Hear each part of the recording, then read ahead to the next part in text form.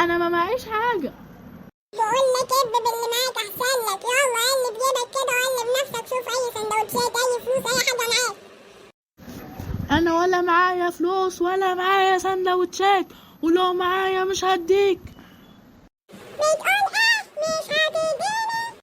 حرام عليك، سيبني في حالي، مالكش دعوه بيا. هتسيبني ولا اندهلك الاستاذ عفروتو؟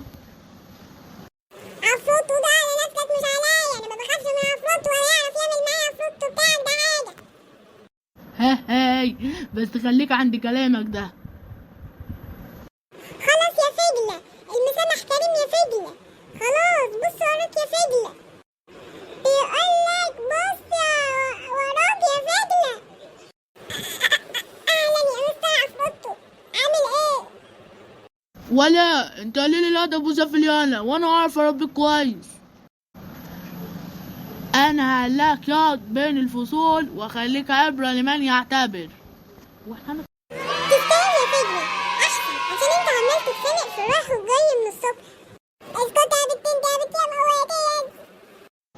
طيب روحوا انتوا كلكم على فصولكم دلوقتي، وسيبولي الاستاذ فجله هيشرف معايا شويه. يا عيال ما تسيبونيش، يا عيال ما تبعنيش. انت يا واد يا حماصه انت. ايه يا فجله، المستر عمل معاك امبارح ايه؟ امشي يا بنت، انت يا بنت منين يا بنت؟ يا اللي كنت بتضحك عليا امبارح وانا بتعلق. دي هي بس اللي كانت بتضحك عليك، دي المدرسه كلها اللي كانت بتضحك عليك. وانت وهي، انا مش عايزه اعرفكم انتوا تاني. يالا انا مش قايلك ما تجيش غير بولي امرك، ايه اللي جابك تاني؟ والله مستر ابويا كان جاي معايا والله، بس اتمسك في حاجه واحنا جايين.